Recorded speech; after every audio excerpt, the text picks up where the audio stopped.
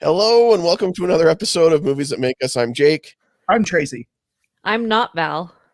Oh yeah, that's right. 'Cause you can't say Val. Don't call me Val. Yeah, don't call me Val. And we have with us today Craig. Craig, welcome back to the show. Hey, it's a nice opening. That's the first time I've seen that. That's a good, very nice looking. You're getting. We knew you were going to be on, so we needed to bring up our bougie factor. Because you're so professional. You make us want to be better. You make us want to be better, Craig. I'm so professional that I've got 5 viewers and no job. So that's how professional I am. It's really paying off. It's paying off in spades. You got to interview I recommend it to every person to be just like me. You made John Cleese laugh on stage, so yeah, you did. Yeah. And my landlord loved that because I could pay him with look, it's John Cleese laughing. He's like, yeah, that's going to pay my electricity bill. That's great. Wow, this went somewhere great right off the bat. I love it. it. Did. It's way too early. What is going on with you people? Why are you up so early? Craig, I don't want to hear about it because when we do your show in a little bit, I have to stay up really, really late. And guess what? I go back to work tomorrow or on today. At 3:30 in the morning. I go back to work after a year of working in the basement. You're in the studio. You're going to be in the studio. I will be in the studio, which means I have to wake up at 3:30 in the morning and then do all of our amazing podcasts for a week up until 9 o'clock at night. So it's going to be super fun. Val on air. I didn't realize 7 p.m. was so late. I'm sorry, Grandma Val. But 7 p.m. and then we're done by 8, and then by the time my body calms down, it's 8:30. That's not even 8 hours of sleep, my man. Not even 8. That's you. You're the anomaly in this whole situation. Is that what I am? That's a good word for me. Right? Just being polite. That's the nice way of saying it. Anomaly. It's the nice way. You are weird, Val. But you're an anomaly. You are an anomaly. Oh, okay. An anomaly. You're an exception. Thus, exception. Definitely am an exception. I need a screen grab of you doing the little hand and smile thing. Yeah. All right. Well, Craig, we are excited to have you here because there's some big news that's happening the day that this episode drops. You have a new podcast dropping as well on May 3rd. Oh, is that when this is dropping? I didn't even know. Yeah. Yeah, I don't know. My brain is so locked into all the stuff that I have to do for it, which that hopefully it came out. Yeah, I'm hoping it came out. That's great. That means everything went to plan. But yeah, the Monday Morning Memory Wipe came out, and Val participated. She was in the very first roundtable we did. We call it tech support. When things go bad, you need help, call tech support. And so that's when I bring in extra people. So she was on. I'm assuming she did a great job. It was so much fun. It was so much fun. Yeah. I love it when we try to keep up this ruse of it's live. Yeah, exactly. We will totally our viewers and listeners don't know that we record this before we drop the show. Yeah, because this is all you do. Right. So you are able to podcast on a dime anytime that when it says it's live, it's live. Exactly. But so I went to Stolendroids Network now, so we're now colleagues. One of us. Colleagues. One of us. And we're so glad to have you as one of us. Because we don't really want you to be against us. Yeah. Well, it's 3-1, so you guys will have an advantage. So don't worry. Yeah, but all of our powers put together equals 1 hour of your power. Like you work really hard. I don't know if you have not caught up with Craig before on any of what he does, it's extremely amazing. And I'm not just saying this because you're on the show. If you weren't on the show, I would be talking about you as well. Bad, good and bad. But yeah, I know. I saw your 100th episode. I was well aware. Yeah, this is the Craig that we were talking about. You turned on a dime there. You were all happy, and then you misconstrued a comment and that's what makes good podcasting. You know, you hulked out on me. Wow. All right. She hulked out. I just want to be regular Hulk. I don't want any pronouns in there. Can I just be Hulk? You don't want to be irregular Hulk. You want to be I just want to be Hulk. Lots of fiber, Hulk. Regular Hulk. Irregular Hulk is like I got my Hulk fingernails going on. Ooh, oh, yeah. Nice. I'm sorry I'm drinking so much coffee, but you guys decided to do this so early in the morning. So early. I feel bad. I feel like I've done nothing to try to control the show so far today. I think this is great because today we're talking about pop culture movies, and I think this is good because most of the time pop culture movies creates a banter between people, and I think that's exactly what we're doing right now. But now let's bring in the movies and then banter about that. Yeah, I think that's a great segue, Val. You should do my job on the show from now on. That sounds great. I do your job every morning from 5 to 9, so it's okay if I don't do it on Mondays. Not even a full day. Not even a full day. Wow. I mean, I work before and after. You just don't hear me. Not really. All right. So we are talking about pop culture movies today. It is our staff picks.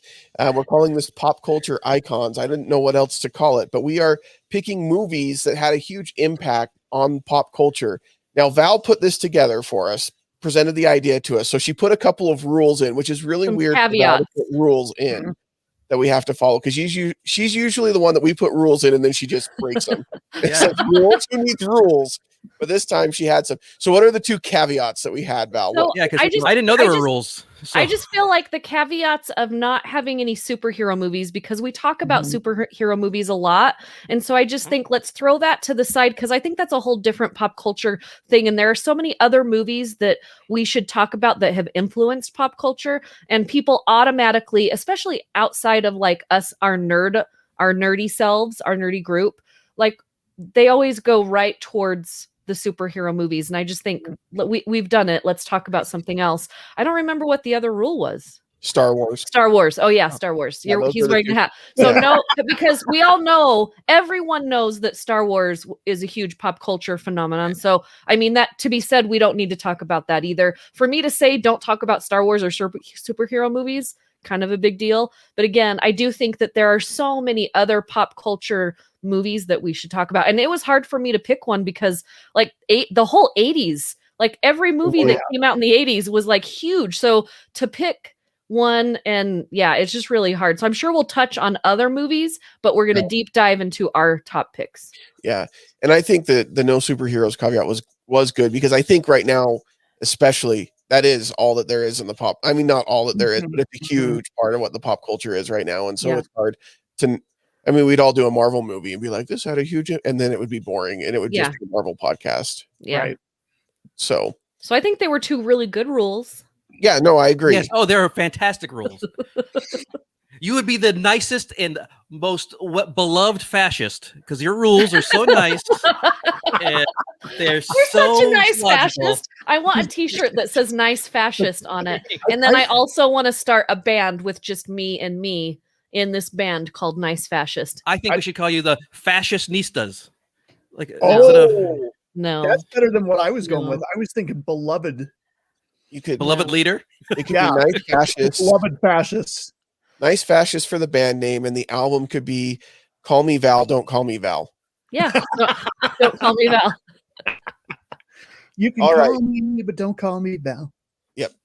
All right, so let's talk about the movies. I'm going to start with Tracy today. Oh. I'm going to let you let us go first. No. All right. He's just one of us now. He's just one of us. That's true. And now that I'm on the Stolendroids Network, my cachet has dropped. Sorry about that. That's what's associating with the. I thought it would go up. We were hoping, ours goes up. Yours goes drastically down. No. So I went with I went with a pair of films. I hope that's okay. There wasn't a rule against that. Yep. I went with the original Alien and the follow-up Aliens. Just reinvigorated sci-fi. It created kind of a sci-fi horror that hadn't been around as much. But I love the fact that you have Ridley Scott, who makes this haunted house in space. You have these characters who are trapped on this ship. There is a creature inside, and it's them against this creature, and it's so self-contained. And how do you top this? How do you make this more interesting or exciting? And James Cameron comes along and turns this thing into a war film. And now you've got the Colonial Marines coming in. Ellen Ripley is just one of the best female heroes out there. So good. And the Aliens film, the second one, is just so insanely quotable. There are so many great lines in that film. Alien 3, there were moments. David Fincher, I think that was his directorial debut, or it was one of his first. But I go with the first two. I think those are solid picks. I love that the first movie is. I've always loved this. This is such great naming as far as sequels go. You've got Alien and then Aliens, and that's how you know it's the sequel. And I think that's really cool. Well, because in the original there's only one, and then in the second one you get a lot of them. Although it's interesting, it's so cool because they make this look like there are like thousands of these alien creatures, and it was 8 guys in rubber suits. Mm-hmm. And they didn't have the cloning technology that they do now. They didn't have the CGI. So the way that he shoots this and the way that he frames these creatures to make it look like there's so many of them coming at you is just phenomenal. I think this is a great pick because I have never seen one Alien movie all the way through, because when these movies came out, you guys know that I'm not into horror films very often, and I know this is horror and sci-fi, but when this came out, it just really wasn't my thing at all, even though I love these directors of these movies and the people that are in them so much. And so I told myself this about a year ago, is that if these movies come back in the theater again, because you know how they do like anniversary, I want to go watch them all in the theater so I can get the original experience, because I think I would really enjoy them now. But because of this, why I think this is a great pick is because I haven't seen any of these movies all the way through, but I know exactly what you're talking about. I know all of the scenes, like immediately scenes pop into my mind about the big alien open mouth with her face right there. And then you have Spaceballs with the alien coming out of the stomach. Hello, my baby. Hello, my honey. But that is, like having those, like this is such a great pop culture movie, because whether you've seen it or not, you understand what this movie is, who your hero is, who the villain is, and you understand it. So you can have somebody that's never seen it before, but they know exactly what you're talking about. That means that it's in the pop culture, realm. So love it. I remember. Sorry, Jake, go ahead. Well, just along those lines, I remember being in elementary school, and you had friends that would take their long sleeve shirts and they'd put their arms, and then they'd put one arm in their shirt and like push it out like it was an alien coming out of their chest. And we did that all the time. And it was because, that's how in the public consciousness. Was. And you as elementary school kids hadn't seen that movie, but you knew. You knew. Of course we did. Like my parents weren't going to take me to see this movie, so it had to be something I had to see later on. And there was like one kid in the group whose parents didn't care what they watched, and so they watched that movie. That was my family. Yep. Yeah, I saw it was 1986. I was 13. I saw Aliens 1979, 6 years old. I'm sure I definitely saw it because my brother wanted to see it. So you guys were sheltered. I was born in 79. I wasn't. You don't have to talk. I don't know what that. You. I do want to share something though. If Jake will allow the share screen. You want to share something? Okay. Yeah. Because this is how much we love Aliens at Matinee Heroes. We have Matinee Heroes Alien manatee shirts. I just wanted to show that off because I need a manatee shirt. Yeah, maybe not that one. Everyone can hear your podcast. So I just Aliens. It's one of those things that James Cameron elevated it from a horror epic to now it's kind of universal because everybody there's war everywhere. Yeah. By throwing in Newt, now you have a proxy for almost everybody versus Alien, where who's the proxy for us? I mean, they're all space truckers. Right. So they are separate from us, but when you throw in colonists, and now all of a sudden it is something that could happen could happen to any of us, and that took aliens to a whole new place. Well, the thing I love about both of them is, especially the first one, it was so subversive. So you had like 2001, you had this beautiful space, everything's clean. In the alien world, everything is just, it's kind of a la Star Wars in a way. It's very run down. And like Craig said, they're space truckers. They're just everyday people. And when you first watch the original film, you think that the captain is going to be the hero, not Ripley, who's the science officer. And so they subvert that. Now you have this female hero. And then you're right, Craig, when you introduce Newt, all of a sudden this film becomes a movie about motherhood, especially if you watch the director's cut. There's a scene that was cut from the original where Ripley talks about how she had a daughter, and Ripley's been in hypersleep for hundreds of years. And Newt becomes that connection to her daughter, and makes it even more personal. These movies are great. Yeah.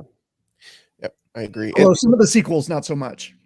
Well, I mean, you can't forget the classic Alien versus Predator, which was obviously a masterpiece. Yes. Cinematic. Well, the comic books were. I've seen a little bit of that movie, a little bit, and I was like, yeah, it was not good. But even like Alien 4, where they're swimming underwater, it just didn't work. And then in the prison where everybody shaved their head because of lice, and Sigourney Weaver. I just watched Ghostbusters last night, and she was this beautiful, amazing goddess. And you shave her head just because, and to make her more manly, to make her blend in with everybody. I still think she's still beautiful. My God, her face. She not only is she great with her shaved head, but even at 65 or whatever she is. Cause I just saw her a couple years ago. The reason why we made the shirt is because she came to Comic Palooza in Houston, and she still looks great.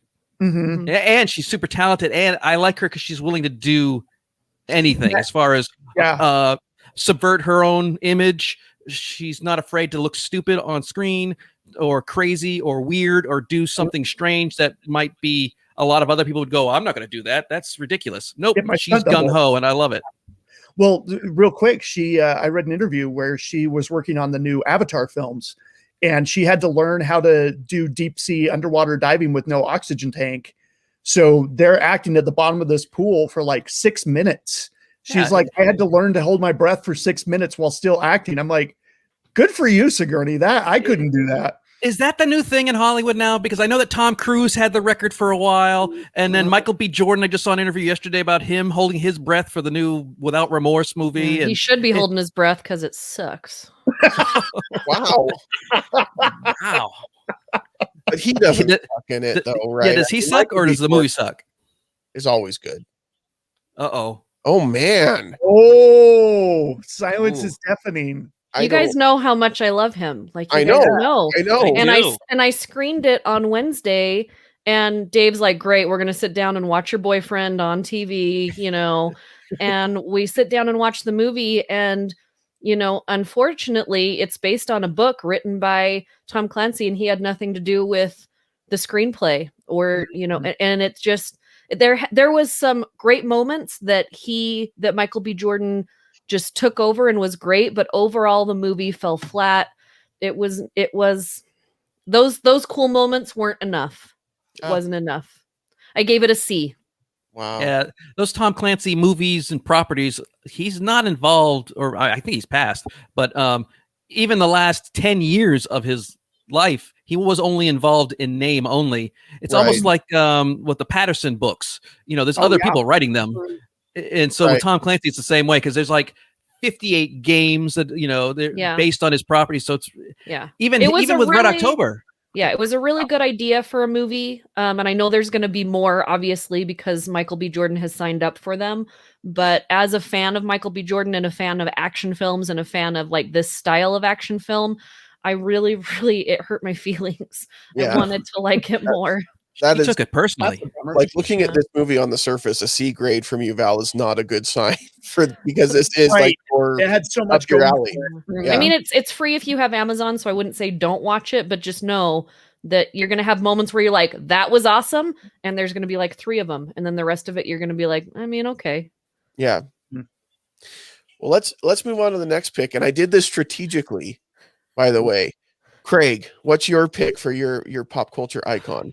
So when you asked me to come on and it was going to be this week, this is pure coincidence. This is not me being a horrible shill for my own podcast. But this Saturday coming up, Jake, the movie that I picked, Jake actually came on and talked about, and that is Top Gun.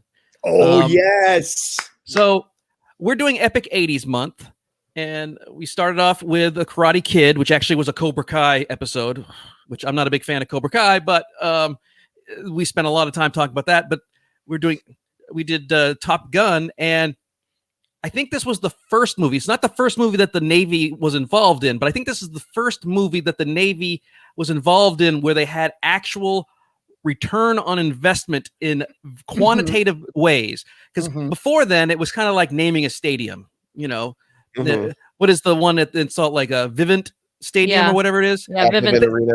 Yeah, they're not getting any customers who are walking by. Go, oh, I got to use them. It's just name recognition. They're just attaching, and now it's more of public relations. And I think the Navy was doing that. But as soon as Top Gun came out, they got a 500% increase in recruitment, and that is a definitive return on investment. And after that, they threw a lot of things at a lot of movies, and I think Michael Bay is probably the biggest culprit of abusing the Navy. In the Navy abusing him, because all his movies, the Transformers, Pearl Harbor, I mean, anything that Michael Bay has done, he has involved the Navy or the U.S. government in some way to help finance and to prop the movie. And I think Top Gun opened the door to a lot of movies doing a lot of things, good or bad, because let's be honest, Top Gun ended up being a propaganda movie. Oh, right. Yeah. And thankfully, we weren't in a real war at the time, 1986, 87. It was a Cold War. But along comes Iraq, the first one in 90. We've got, 9/11. After 9/11, they really invested heavily all over the place. So it ended up being more of a recruitment tool. And that's what video games are doing now. They have so many video games that they are monitoring that when someone's really good, it's like The Last Starfighter. Someone's really good, they're going to come and recruit you. Yeah. And I think that probably the most successful part of the recruiting effort from Top Gun has got to be the volleyball scene. Obviously, that's what made everybody sign up. I want to be in the Navy. I mean, I would join the Navy if I could join in on that volleyball scene. Women, especially the number of women that volunteered at that point. It's only there so he has to ask to take a shower or leave to take a shower when he goes to visit Kelly McGillis. That's the only reason it exists. Well, to make that and to show off Goose's awesome dad bod, because he's the only one wearing a shirt in the whole scene, and I love that he is. Yeah. Everybody else is just ripped. Yeah. And then there's Goose. Glistening. So I also want to plug, we did talk about Top Gun clear back in the beginning of our show, episode 23, which was geniusly named Sock Puppets. And if you want to find out why an episode about Top Gun was named Sock Puppets, you need to go back and listen to episode 23. And I will put the link in this video, so at the bottom of the description, and you can go find out. Sock puppets, what does that have to do? Listen, almost every time I've broken the rules on this show, it's led to something good. I just want to throw that out there. That's a good point. Yeah. Well, you have a loose definition of good. Okay, it's led to something fun. How about fun? It has led to something fun. So, but you definitely need to go check that out. And I did this on purpose. I knew Tracy was picking Alien and Aliens, and Alien was directed by Ridley Scott. And Craig picked Top Gun, which was directed by Tony Scott, his brother. They are brothers. Yep. And I imagine that every Thanksgiving, Ridley Scott brings up the fact that he's known for masterpieces like Alien and much more artistic than Top Gun, Gladiator, and Thunder, and Thelma and Louise, and things of import. Yes. And I honestly doubt they talk about that stuff. Right. well, Tony's no longer alive, so Tony passed away. So if they're still talking about that stuff, we really, really need to help Ridley Scott out. Yeah, no, I thought they are. And I thought they Definitely, were- Ridley's going. It's a one-sided conversation, and Ridley's taking advantage. I think it's always been a one-sided conversation. It with is Ridley 'cause Scott. we talked about it. He recently got the job because Tony Scott got the job because he did a VW commercial where the Right. Volkswagen raced a plane, and they went, "That looks cool." And we did Days of Thunder. That's another Tony Scott. Yeah. It's just cool looking. It's just I love that movie so much. And I'm pretty sure that Volkswagen commercial led to both of those movies. They said, "Hey, let's make a jet movie." the other one. Yeah. I mean, the Top Gun, and then they said, "Let's do Top Gun with NASCAR because NASCAR is kind of cool." And that led to the Fast and the Furious. Yes. Fast and Furious Fridays. I loved Fast how and quickly Furious that deflates Fridays. Craig Price when you say Fast and Furious. Ugh.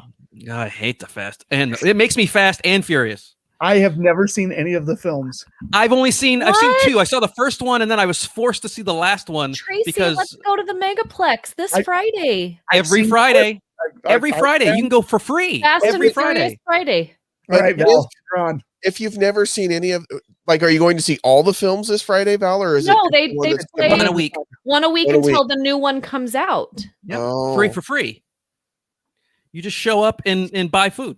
I don't know what I've got going on Fridays, but I think I've got Something more important. Yeah. I got I don't to know. do my hair. They just aren't my cup of tea. That's but fine. I'm glad That's people fine. enjoy them.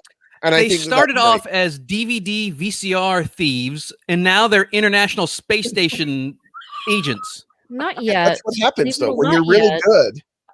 So, getting back to Top Gun, I want to know because Top Gun and oh my gosh, the car one that I love so much that Days I of just Thunder. like Days of Thunder both have the scene of him coming up on his motorcycle. Was that in his contract? Because Yeah. in Days of Thunder, I feel like it's a much better scene Well, sure. than it is in Top Gun, even though Top Gun is a little bit more of like a well-known movie, but I like Days of Thunder more than Top Gun. Is that weird? I love it when Nicole Kidman's like, "Let me out of the car, Cole. Let me out of the car." I don't know why I love that so much. It's her voice and yelling at him, and she's so tall, and he's just this little short guy next to him. That's why they have the motorcycle too, It's because he's so adorable. short. Yeah. It's like, how can I look more manly? I'm going to be a motorcycle on every. I mean, Mission Impossible Every movies, he's on his movie. It's like motorcycle. in Yeah, I was his gonna say he's in contract. quite a bit. It's in his contract. I've got to run, Yep. and then Yeah. I've got to be on a motorcycle, Yep. and I have to Is make that sure that how everybody. you run? That's I how think Tom I've been Cruise running. runs. I've been running wrong all these. That's how all Tom this Cruise time. runs. Tom Cruise runs. He runs Tracy, like this. when we do the half marathon, we need to run like that.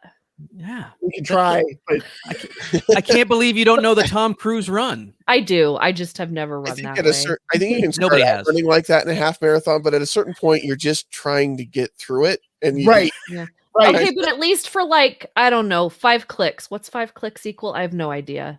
Kilometers, isn't it? Yeah, sure. Just do it when the cameras are on. That's just when There you know you there's a go. camera. Just Yes. And then nothing. Yeah. And then nothing. And then and then go around the corner and throw up. Yeah. I'm gonna throw up right in front of a little kid just because I want to. Throw up on them. No, Why? that's I mean, mean. That's too much. It's the only What? time you have a good there's excuse. a line. There's a line. There is a line.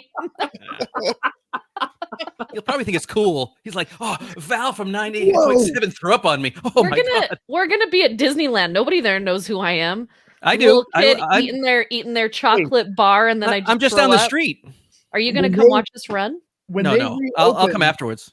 When they reopen the parks, we need to do a group. They did on Well, No, when we can go. Oh, for the rest You of us, can. great. the state restrictions are not. If you're vaccinated, have proof of vaccination, you can be out of state. No, but Disneyland for the first little bit right now are not letting everyone in. I hadn't thought. heard that. No, it's reservation only. You're correct, but I know a lot of people are worried that it's only California residents, and that is not true. I had not heard that. Yeah, Well, the press stuff that I was given had this like 5-tier thing. Right. And they, having done some research for it for the Monday Morning Memory Wipe, people have the LA Times talked to the health department, So now Disneyland may be requiring it, but it's not a law. And I thought, I know it's not a law, but I think, but that means they're going to change it at any moment. No, but Disneyland has a tier of what they're letting people in so that they can get people that are local, but also people that had tickets during the last year, so they can come back before everybody comes back.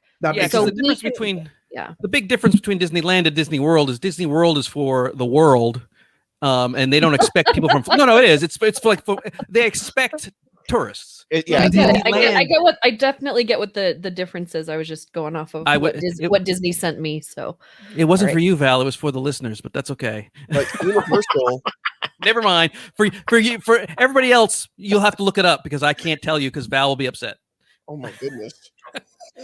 Anyway, Top Gun. I wasn't mansplaining to you, Val. Top Gun. I was trying to help the rest of the audience. That was like a heat-seeking missile from an F-16 right there. See, I can turn on a dime too. We had you on radar. I also figured we were going to talk about this on your show, so I wasn't about to get into it since we Jake and I were your wingmen, and we left you, and Craig snuck up behind and got you on radar lock, and now you're down. Yeah, what are you guys doing? You guys. I like how Val assumes people are going to watch my show, so she doesn't want to ruin it for the 3 people that watch. They are going to watch it. You need to have a better attitude about your life. All right, you two. Now listen. Let's lock it up. We need a radio show together. All right. I was going to try to segue to Universal Studios. Segue. Just go. No segue. Yeah, hard segue. So my pick, and we're going to let Val go last because this was her idea. He's going to bleep me. Dang it. I didn't get it ready, Val. I didn't get it ready. We'll just do it manually. Now she's just gonna swear. So my pick was Jurassic Park. I went back and forth between a couple of different ones. Avatar was one that I thought about because it changed the way we watch movies for like 10 years after it came out because everything came out in 3D and it was a big deal. But I went with Jurassic Park because when this movie came out, it was such a huge impact on the pop culture. Everybody got into dinosaurs and everybody got into Jurassic Park. And I mean, there was merchandise everywhere. It was like Star Wars as far as the merchandise goes, toys, books, binders. I remember having one year that when it came out, I had all of my school supplies were Jurassic Park. I had a binder, I had a folder, a pencil bag, a backpack. I got beat up. It was fine. Like that's how big this was. They had everything. And even today, if you go back and watch this, and we talked about this on episode 65, and Craig, you were a guest on that episode when we talked about Jurassic Park. But even today, if you go back and watch the movie, it still totally holds up. Yeah, they released a 3D version of it. I want to say about 5-6 years ago, and it was perfect on the screen. You couldn't tell because the great thing about Jurassic Park is not only did it introduce or at least advance digital graphics so much, the CGI to such a level, but a lot of it was practical too. Right. And of course, as always, people always take the wrong lessons from things, and they went, "Oh, it's digital dinosaurs. Let's make everything digital." And it's like, no, a lot of that was real, and that's why it's so great, and that's why it looks so good. It's a mix. You use it when you need to. And the same thing happened with Avatar. There's a reason why 3D went away is because they made so much crap afterwards. Yeah. It wasn't because everyone was making Avatar-like movies. It was like, oh, it must be in 3D. We're just going to make everything in 3D, and it's just it was awful. Well, and I think you're right. I think with the digital effects mixed with the practical effects, you really get the idea that digital effects are another tool in the toolbox to make a great movie, and not the only tool in the toolbox. And unfortunately, a lot of movies nowadays, that's the only tool that they use, and they go away from some of the practical effects, and you miss out on a lot of things when you do that. So yeah, it culminated with the prequels where George Lucas pretty much had them in green rooms. Yeah. And no sets. And they were just standing there talking to tennis balls, which is the absolute wrong way, which is why they somewhat corrected that with The Force Awakens.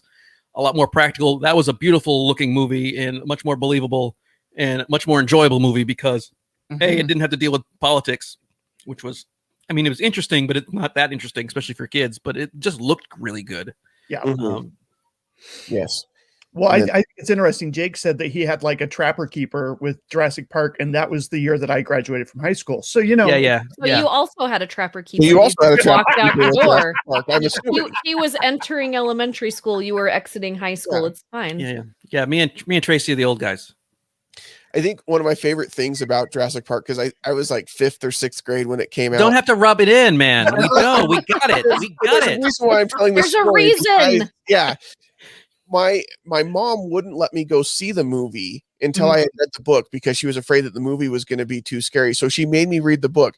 Now, if you've read the book and seen the movie, I can tell you the book is much more in the horror genre than the movie was. And I do have to say, though, that I recently, 2 years ago, listened to the book and it's probably one of my favorite audiobooks of all time. Like, I'm glad I listened to it after I had seen all the movies, because I don't know that I would have enjoyed the movie as much because it's so intricate in the book. I read the book before the movie. I'm lying. I still would have liked the movies. But I liked the movie, but I was disappointed because there was so much cool stuff in the book that didn't make it into the movie. So yeah, I had that exact reaction. I was like, but the book didn't have Jeff Goldblum shirtless, true, listening. That now, like, people have that image on shirts and pillows. They blew that image up in like Europe and put it right. Yeah, they made a huge 100-foot statue of it. Yeah, yep. And I mean, if that's not pop culture, you get a Funko Pop of Jeff Goldblum. Yep. Oh, it's so amazing. I mean, how amazing is that one moment in this one movie, just everywhere. I mean, that's the exact definition of, a pop culture movie. Forget the cool dinosaurs. Well, that's the thing that makes it so great. The dinosaurs were amazing. You came to see the dinosaurs, but you stayed, and it stayed in our consciousness because of the lines, because of the people in it and the scenes. I mean, I still, and I mentioned this when we talked about the show, I still, every time we go around a corner or we get in the car, I tell my kids to hang on to their butts. Every time. Sammy just like, are you going to say it, Mom? Now she's at the point where she knows when I'm going fast around a corner. She's like, hang on to your butts. Like, that's just, I've said it like her whole life. Yes. Her whole life. Like, that's like the best line. I love it so much. And it's so funny too, because I saw my sister-in-law the other day, and she had decided their whole family is going to come to my wedding in Hawaii. She's like, did you know that where you're staying, where the wedding is, because we're doing it at the house that I got, she's like, it's only 5 minutes away from where they shot Jurassic Park. And I'm like, and you think this is like a coincidence? She's like, I just, as I'm saying this out loud, I'm realizing you already knew. And I'm like, yeah. And the island that we're going to, that Dave doesn't know that we're going to for our honeymoon, is on the second island that Jurassic Park was shot on. So, well, I think we just learned that your ex-boyfriend does not listen to the podcast. he does sometimes, actually. So, but he's asleep right now. So we've made that mistake before, thinking he's not listening. And then he comes on. He only listens live. He doesn't. He only listens live. Okay. Yeah. So. Yeah, and I still use the GIF or GIF, however you want to do it. GIF. It's a G. Hey, Dave. He's awake. He poked his head in. So, are you talking about me? You don't like this. But every time somebody posts something on Facebook where they're like, I don't know, trying to brag or something, and I know nobody cares, I find the GIF of Dennis Nedry saying, see, nobody cares. Nobody cares. Dotson, we got a Dotson here. See, nobody cares. Like, there are just so many iconic moments and lines from the film, and it has stayed in our consciousness for so long. And it was great. Not great. I wish it wasn't true. That last summer it was the #1 movie at the box office for a few weeks. Oh yeah. Obviously that was because of, stuff, but still the fact that people will come out and see that movie again and again. Yeah. What stuff? Nothing. Huh? It's okay. Just go back to sleep. Go back to sleep. Did I miss something? No. COVID? Okay. COVID. Oh, see, my life hasn't changed, so I don't know. My life is exactly the same. Okay. That's not true, Craig. It is. Yeah? I used to work from home. It's for 10 years. I worked from home, so it wasn't a big deal. This was not. Yeah, but didn't you like go out to eat and go see friends and family and stuff, or did you just always live in your house and not leave? Yeah, I would go to Fan X. Once a year. That's it. And we didn't do that your house last to go to year. Fan X. And I would go to Comic Palooza. So yeah, it's pretty much the same. Okay. Okay. All right, Val, what was your pick for our Here it is. top icon? So mine is a little bit more salty than everyone's picks, but it's also a little bit more sneaky. It's not as in your face as pop culture, and I thought I'd do that because, again, like I was like Mean Girls. We've already talked about Mean Girls, but I almost picked Mean Girls because I thought that one was also very pop culture forward. And then I was also going to pick either like Pretty in Pink, like a John Hughes movie. Like John Hughes had some of the best pop culture movies ever, but instead of going with something sweet and something that smelled really good, I went with Fight Club. Because it's salty and stinky. And I think this movie is so great. It came out in 1999, which was a couple of years after I graduated high school.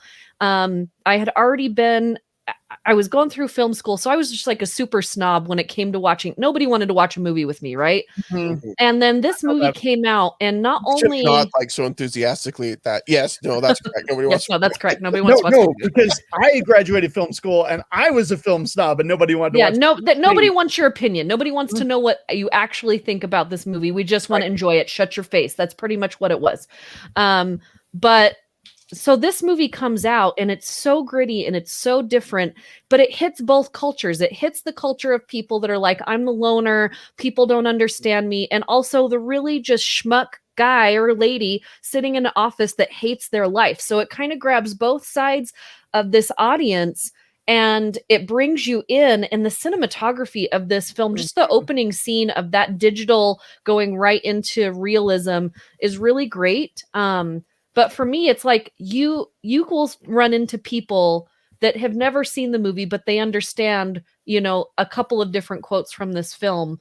And I know it's rated R, and I know it's got a lot of really rated R things in it. So, but the cast to me also at the time, like they grabbed everyone they could that was doing anything. Brad Pitt, Edward Norton were huge at the time. Helen Mirren. Then you just throw in some Meatloaf. You throw in Jared Leto. Yeah, and Helen Bonham Carter. I was like, Helen Mirren. Yeah.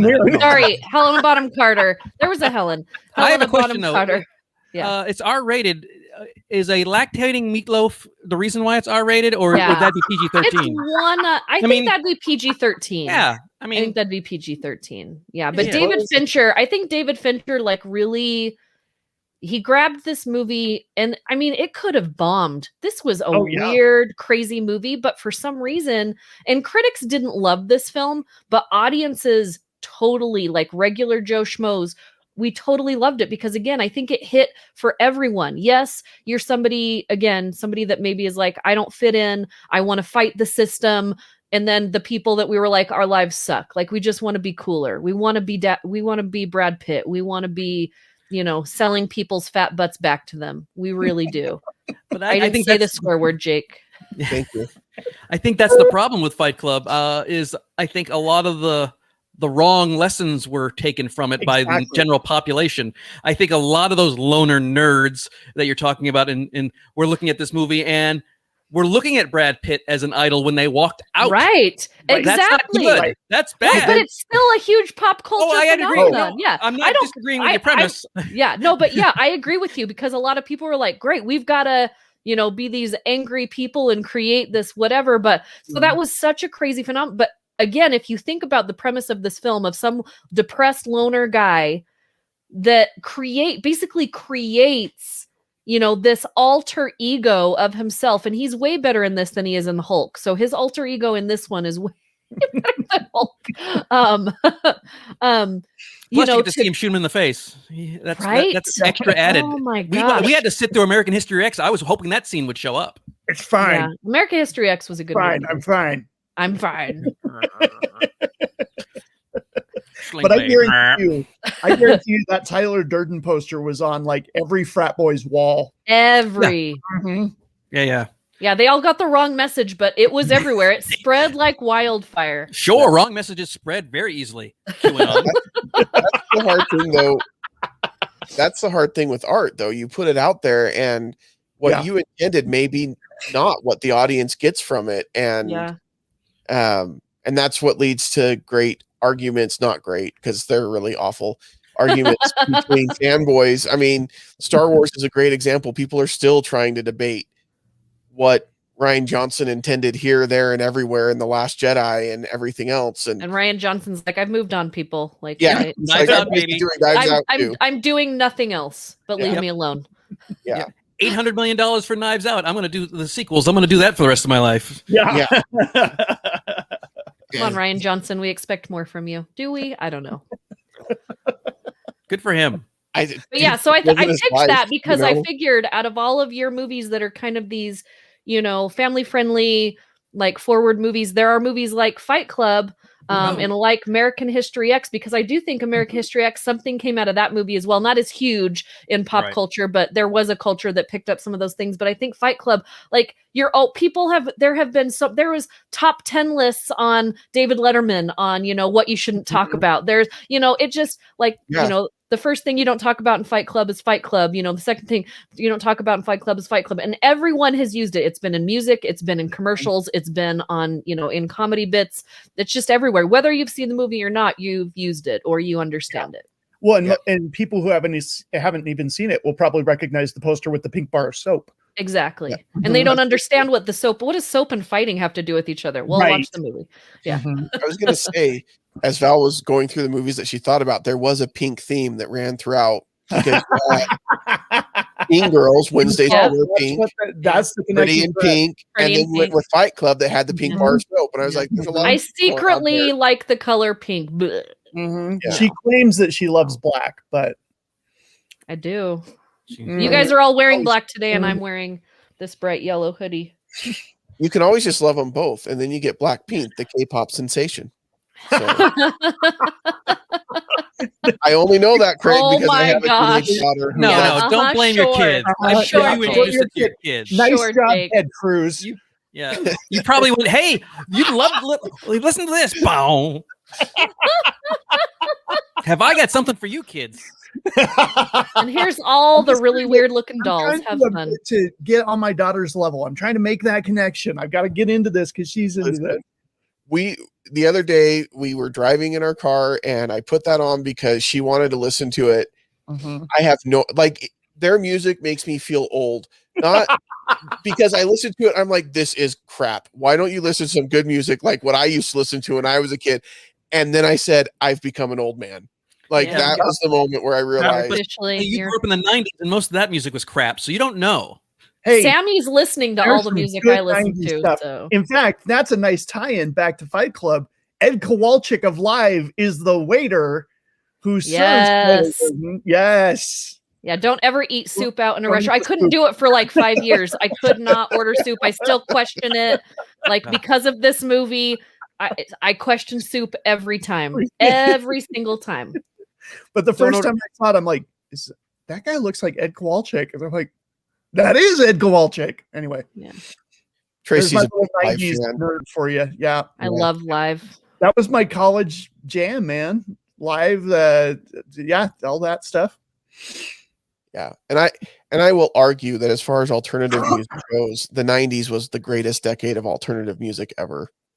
You mean the alternative to good music? No. Otherwise, it would be called music. Soundgarden, Chris Cornell. I mean, there was some good stuff, yes, but it was early in the 90s, and so it was still bleeding over from the 80s. 90s it wasn't was also the best time for rap music, too. I miss the 90s. You guys, there you go. Just old. Oh, Grandpa. You give me your love of the 90s. The problem is I've been watching all these 80s movies and I'm like watching Beverly Hills Cop and going, every song is a hit. Top Gun, every song was a hit. Is my jam. Absolutely. Even last night we were watching Ghostbusters, and when that comes on, my wife and I are dancing separately. She's across the room. She doesn't even know I'm dancing. We're like, dun, dun, dun, dun, dun, dun. We're just like, you guys don't like to sit next to each other while you watch? No, she was doing something in the kitchen. I think she was. Okay. She was and doing you guys something. Just started. It's separately because we were watching it because I have to record it today, and it was like, and then the boys are back.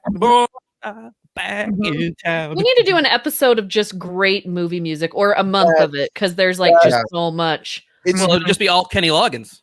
It'd be Bryan Adams and Kenny Loggins, and that's it. Mm-hmm. I've smelled both of them. They smell delicious.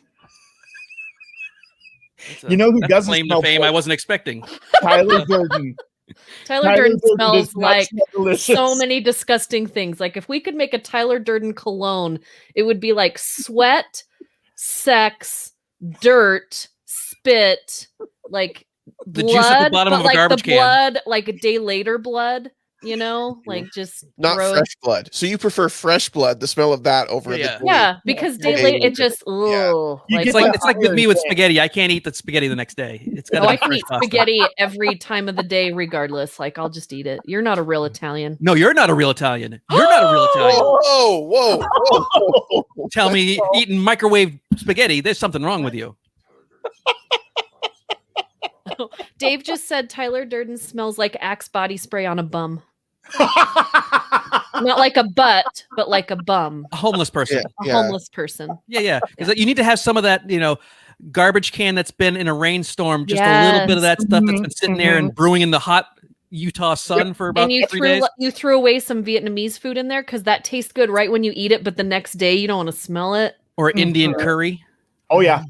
Well, folks, this is what you come here for. This is the content right here that keeps you coming back to movies. You can only find here on Movies That Make Us. That's what makes us so great, is our tangents are relevant and you've thought about it. And if you didn't, you're like, oh my gosh, you are right. Yep. You are so right.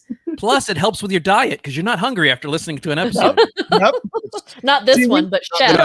Chef was was a good episode if you're hungry. Podcast stuff. We don't have scripts. We don't have plans. We just go. We have a little bit of an outline, I feel. Yeah, you have an outline. You have a plan. What are you talking about? And you guys thought of movies ahead of time. It's not like, okay, we're going to spend 10 minutes and then we're going to have a break and then we're going to do this segue.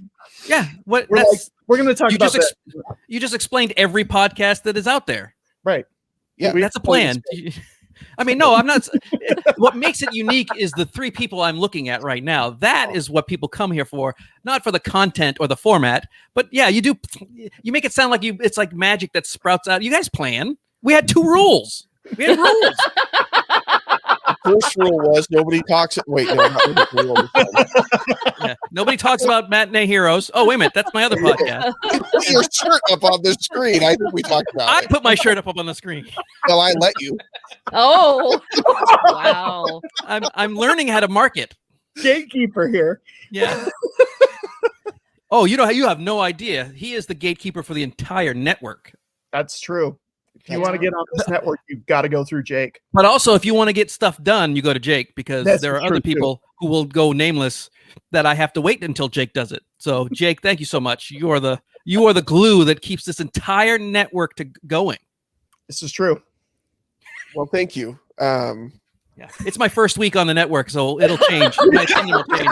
But right now, Jake is the best. To the boss. Listen, I'm willing to give that up and let anybody else be the glue. I love this episode so much, by the way. We've insulted everyone, not only ourselves, but like every great actor that we love. We've insulted today. We've insulted homeless people by comparing them to Durden. Like our network overlords. Our network.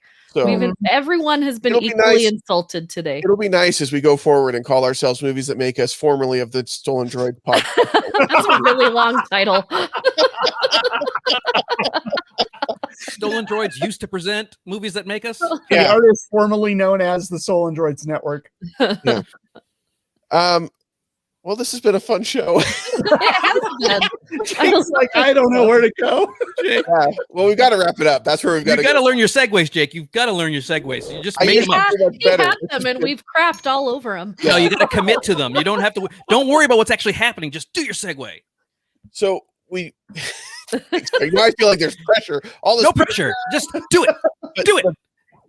Pressure. Now we're going to pressure you guys to go and subscribe to our YouTube channel. Please do it. The sooner you can do that, do it. 100 subscribers, we can be youtube.com/movies that make us instead of youtube.com/ Oh yeah. It just sounds like a sneeze. Yeah. Now, I do have a question though. So Stolen Droids had that before they hit 100. I know this because my wife is the 100th subscriber to Stolendroids. But they had that. Is that something they it was grandfathered in? What I understand, it was something that was grandfathered in. Oh, lucky bastard! Yeah, that would describe it. And we also want to invite you to follow us on Twitter and Instagram and all this social media places. We always appreciate that. Subscribe to our podcast. Go over and check out the Monday Morning Memory Wipe that is debuting the same day that this episode drops. And it's going to be awesome. We hope. In theory. So you want to check that out. That will be on the Stolendroids YouTube channel. And you will definitely want to check out the video for that. Not just listen to the audio, because there's a lot of video stuff that Craig's put together that looks amazing. And so you don't want to miss that. Next week, we're all doing this again for a very special episode of the CastOff for Utah RemoteCon. And so if you haven't seen the CastOff, well, first off, we've got some. I know you've got some great players in front of you right now. It is the show that has got the most growth potential because it can multiply very quickly because there's low viewership. So if we can get we can double the viewership in a day if we get the right people. But CastOff is a lot of fun. You guys definitely will want to check that out. So we are doing Utah RemoteCon starting on May 10th. And both Tuesdays, it's going from May 10th to May 22nd. Both Tuesdays, we are doing movies that make us on CastOff. So the three of us will be competing against each other on CastOff, hosted by Craig Price, and it's going to be awesome. And then there's one other thing. All of you, this is a great little crossover. All of you are coming on to Matinee Heroes, my main podcast, for the entire month of June, as we put a ring on it and do Lord of the Rings. So each one of you is going to come on and do a Lord of the Rings episode of the movie that they like. And then we're having a special recast episode because it's just too big to do. And of course, Alan and I, my co-host, and I don't want to have to do like 3 Aragons. We want to just do it once and be done with it. So we've got a lot of stuff. Now, I don't know if Val is reading her text and getting upset, or she's upset that she has to be on the Lord of the Rings. I don't want to have to recast the Lord of the Rings. Like, I love these movies, and I think it's harder to recast the Lord of the Rings than the MCU. Like, to me, I'm looking forward to talking with you guys about it because I love these movies, but I am not looking for, I'm going to put it off until the very last thing to recast these movies. Like, she's going to pull a Randy. Yeah, she's just pull Randy and just. Randy wins every time when he's just like, I've never seen the movie. Let's pull this out of my butt. No, Randy has fallen. He is no longer the. He is no longer the. And the one that he lost was Clue. No, he's lost more than that. Well. He lost the season opener. Because here's the thing: he can only do blockbusters. Yeah. When you have a nuanced, like we did Best in Show, which is a great one. Great movie, but it's nuanced and you can't get everything out of the trailer. And he tanked it. Yeah, so. And that's why. He went up against Tracy actually for Clue, and Tracy beat him with Clue because Tracy's seen the movie. Right. That makes a difference. It does. Like Clue. Well, and I've seen these movies like so many times, and I love these movies and I love these books, and I think the cast for these movies is really great. And so I'm looking forward again to the shows, but you guys will notice when you watch these shows with us on it, you will see like just my angst of my pain of recasting. Well, the best thing to do in that case, and I'll give you that hint, is to lean into history. So don't try to find someone now, even though these movies are 20 years old. Yeah, no, I don't do that. But think about, if this movie came out in the 70s, which who would have been a good this way you don't feel like you're replacing somebody. The person that you love is the one replacing this. Yeah. No, I told these guys I was going to do mine with like some sort of theme because it would be easier for me to pick a theme. And so I was thinking like cartoon characters. I was going to say the Muppets. We've done that before. We've replaced so I think I'm going to recast as cartoon characters. So the entire cast of Fat Albert. Aragon, Mushmouse as Mary. See, anytime that I'm recasting for Craig, whether it's Matinee Heroes or CastOff, I have to pick one character, and once I get that character recast, and I cast off of that character. Right in, And so for me, it was Aragorn. I've already got him picked, and I'm building off of that already. So I have so many recasts before we even get to that. I don't even know what I'm going to do because I haven't even thought about it. That's the luxury that we have is we've got a month to prepare for this, and I might go through 3 or 4 different recastings of the cast before we. I pick my cast and then I send it to him and then I walk away. I literally go like this. Yeah. As soon as I push it, I literally just go. Because I'm recasting the CastOff because I do that as well for the extra points and my own podcast. So I'm recasting 2 massive, major, beloved movies every week, and I'm trying not to let them. Why do you do this to yourself? I enjoy it.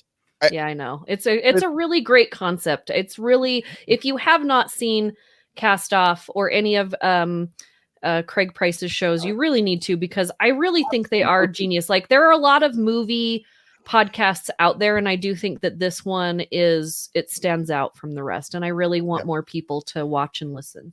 Well, I do the video show, so I have a reason to take a shower. Yeah. Hey, whatever it takes. And shave. I haven't showered today. I haven't shaved. I haven't shaved. I got a haircut for the the new show. Okay. Oh, Nice. Yeah. But do I need to get a haircut between today and tomorrow for the Monday show? Val, you look amazing. Just rolling out of bed after running a 5K. Yeah. She posts these gym selfies, and she's like, "Oh, I look so terrible." We're like, "Mm-mm." And then you glam up. I've never ever said I look terrible. I know. Yeah, you never look terrible. You're one of those people that just can't look terrible. Oh, the next time I do, I'll take a picture and post it for you guys, and I'll tag you all in it, and I'm not going to say anything. I don't have to worry about it because it'll never happen. So speaking of CastOff, that special episode, the first one, will be like basically a week after this drop. So did you want to let us know now what we're going to be casting? That'd be nice. Or are you going to make us wait? No, you know what? This will give you an extra couple days, but since you're all getting it at the same time, I thought that we would do something that had big Hollywood stars, was enjoyable to watch, that people could relate to and like, and had lots of people in it. That's the key. That's Furious? the key. No, I said people like. And so I'm going with, and you guys are going to recast Ocean's 11. Oh, the George Clooney, Brad Pitt, Elliot Gould version.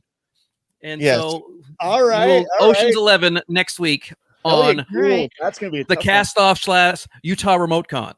Nice. That is awesome. Like that pick. There you go. Tuesday the 11th. You guys will want to be there live to see CastOff as we compete recasting Ocean's 11. Who do you replace George Clooney with, or Brad Pitt, or Don Cheadle? So I don't know what I'm going to do this time. Or the little Asian guy that fits into the thing and does this little thing. Yeah, I don't even know his name. Yeah. So that is going to be a lot of fun. That's going to be challenging. I bet that little box smells like Tyler Durden too, because he was in there for a long time. He's in there for a long time, waiting to come out. Yeah, but maybe he's not sweating. Maybe he's got the lower metabolism. He's all zen and calm about it. True. That's true. All right, I take it back. Also, it may be a lot of room in there for him. He's just because he's can fit in it doesn't mean there's he's tiny. Yeah. Yeah. And the questions you need to know and ask about Ocean's 11. We'll answer so much for listening and watching. This has been one heck of a show, and we'll see you. It's been a show, time, but we won't see you at the movies. Been a bleep show.